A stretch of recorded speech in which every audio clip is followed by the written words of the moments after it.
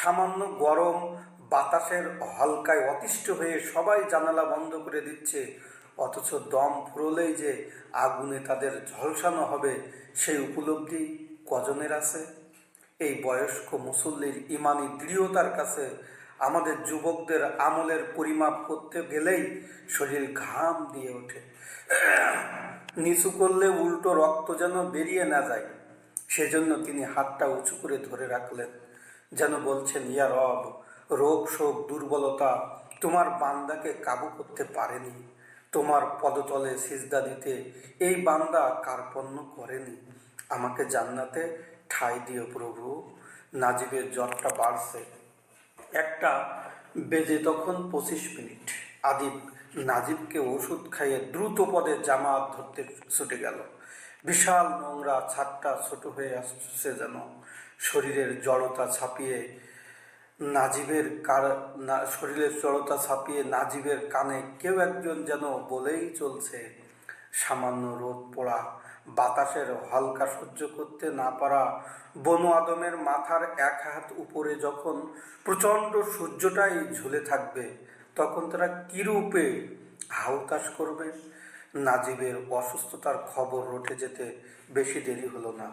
আজ হিসাম সহ তার বন্ধু বান্ধব সবাই এসেছে। ঝিম মেরে থাকা নাজিবের মনটা একটু ভালো করতে হিসাম সহাস্যে বলে উঠল, অসুস্থ হয়ে মেডিকেলে ভর্তি হওয়ার জন্য তোকে ধন্যবাদ। আজ তোর অসুখ না হলে কি আমরা রোগী দেখার এই বিপুল সওয়াব পেতাম? বিষণ্ণ নাজিবের মুখেও হাসি ফুটে উঠল। আদিব বলল, ডাক্তার বেশ কিছু টেস্ট দিয়েছেন, তোমরা সাথে থাকলে ভালোই হবে। নাজিবের অবস্থা এতটাই জটিল যে তাকে কোলে তুলে হুইল চেয়ারে বসাতে হলো। তারপরেও বেডের সাথে ধাক্কা খেয়ে প্রচণ্ড ব্যথা পেল সে। লিফট বা ট্রলির সামনে রুগীদের জটলা, কারো দুহাত নেই, কারো পা নেই, কেউ ক্রাসে ভর দিয়ে হাঁটছে, আগুনে পোড়া মানুষেরও কমতি নেই। আদিব অভ্যাস মতো স্মরণ করিয়ে দিল, চেয়ে দেখ আমরা কতটা ভালো আছি, আলহামদুলিল্লাহ। নাজিব হাঁটতে পারছে না বলে পায়ের অভাব আজ আমরা হাড়ে হাড়ে টের পাচ্ছি, অথচ যাদের পাই নেই তাদের জীবনটা কতটা সংগ্রামের। শরীর সুস্থ থাকতে আমরা কজন আল্লাহর শুকরিয়া আদায় করি, অথচ অসুস্থ হলেই কেবল সুস্থতা চাই। আল্লাহ চাইলে তো কোনো অঙ্গহীন করেও আমাদেরকে দুনিয়াতে পাঠাতে পারতেন। স্বার্থের দ্বন্দ্বই আমাদেরকে পিছিয়ে দেয়। সুস্থ থাকতে সুস্থতার দাম আমরা দেই না। কর্তব্যরত চিকিৎসকের রূঢ় আচরণ নাজিবের মনে ভীষণ দাগ কাটল। তার কেবলই মনে হতে লাগলো, সক্ষম হলে পৃথিবীর সবাইকে সে একবার হলেও বলতো, সুস্থতা বড় নিয়ামত। রোগীদের চিৎকার, নানামুখী হাহাকার আর মাথার উপর জ্বলতে থাকা 1200 ওয়াটের বাতির আলোয় ঘুমানো প্রায় অসম্ভব হয়ে দাঁড়িয়েছে। আদিব ওষুধ খাইয়ে দিতে দিতে বলল, এই আলো আর চিৎকার চেঁচামেচিতে তোর ঘুম হচ্ছে না, তাই না? আল্লাহ কত মহান তা তুই এখন বেশি ভালো করে বুঝতে পারবি।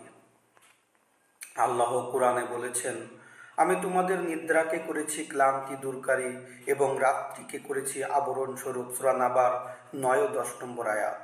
ব্যস্ত নগরীর সারা দিনের কোলাহল শেষে রাতের আধারে শরীর প্রশান্তি পায়, কিন্তু বর্তমান যুব সমাজের দিকে তাকালে দেখি তারা আল্লাহর এই চমৎকার নিয়ামতের চরম অবহেলা করছে।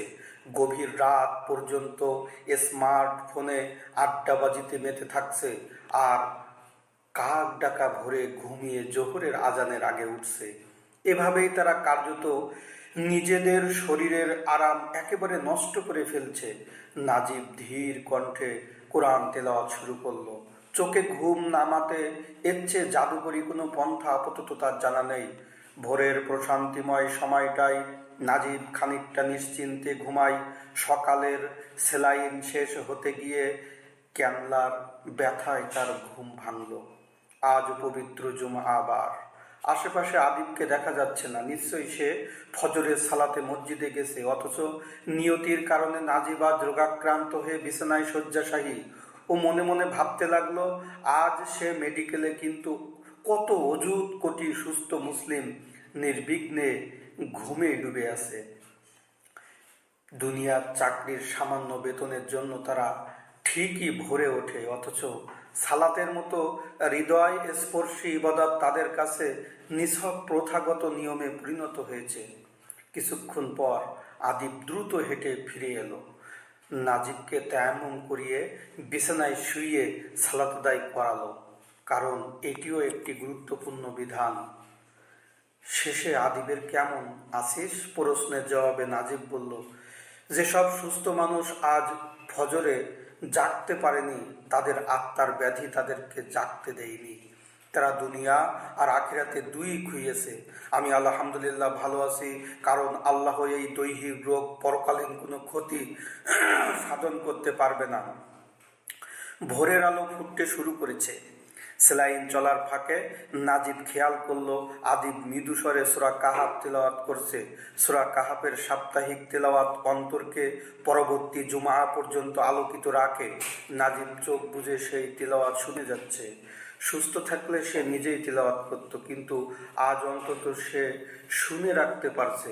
এরপর দুই ভাই মিলে দরুদ পাঠ করতে লাগলো। মুসলিম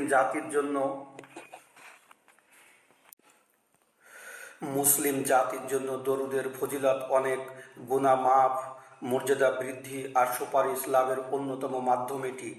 আজকের জুমা নিয়ে নাজিবের অনেক পরিকল্পনা ছিল। জুমার পর কবরস্থানে গিয়ে জীবনের শেষ শয্যার কথা ভাবছে, আর বিকেলে লাইব্রেরি থেকে বই কিনবে। অথচ আল্লাহর পরিকল্পনার কাছে মানুষের শত পরিকল্পনা কতই না তুচ্ছ।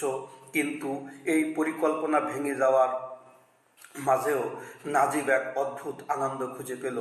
জুমার জামাতে সে শরীক হতে পারছে না ঠিকই, কিন্তু হাসপাতালের মর্গের ধারে শুয়ে মৃত্যু আর জীবনের নানাবিধ চিন্তায় এই সপ্তাহ জুড়ে সে যে আত্মিক উন্নতি সাধন করেছে, তা নিছক বইয়ের পাতা উল্টে কিংবা দুনিয়াবি কোনো মোটিভেশনাল স্পিচ শুনে অর্জন করতে পারত না।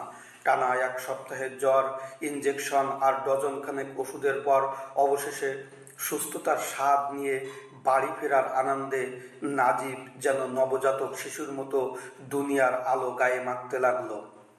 তার মনে পড়ে গেল, মুমিনরা জান্নাতে প্রবেশ করলে যে যাতনাহীন অনন্ত প্রশান্তি পাবে তার কথা। সে কেবলমাত্র দুনিয়াটা দেখার জন্য মাত্র এক সপ্তাহে এত কষ্ট পেল, অথচ কল্পনাতীত সুখের জান্নাতে প্রবেশ করলে কেমন অনুভূতি হবে।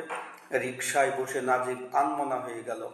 আদিব ইতিপূর্বে যতবারই নিজের অন্তরের সাথে কথা বলতে চেয়েছে, মৃত্যুর নির্মমতার কথা সে ভয়ে বেশি ভাবতে পারেনি। কিন্তু নাজিবকে নিয়ে কাটানো এই সপ্তাহে দুজনের আলোচনায় সেই ভয় কেটেছে। জীবনের প্রতিক্ষণে পরম করুণাময় আল্লাহর কুদরতের দর্শন অব্যাহত রাখার জন্য তারা পাঠ চক্রের সিদ্ধান্ত নিয়েছে। এক বৃদ্ধের ঈমান দীপ্ত সালাত নাজিবকে আমলের কবুলিয়াত নিয়ে ভাবতে শিখিয়েছে। সেই দানিনভাবে আমরা যেমন দায় সেরা ইবাদত করি, তাকে আল্লাহ কবুল করবেন। আমি আমার রব হলে কি নিজের আমলগুলো কবুল করতাম? আসলে একজন বান্দা তার নিজের পাপ আর ত্রুটি সম্পর্কে সবচেয়ে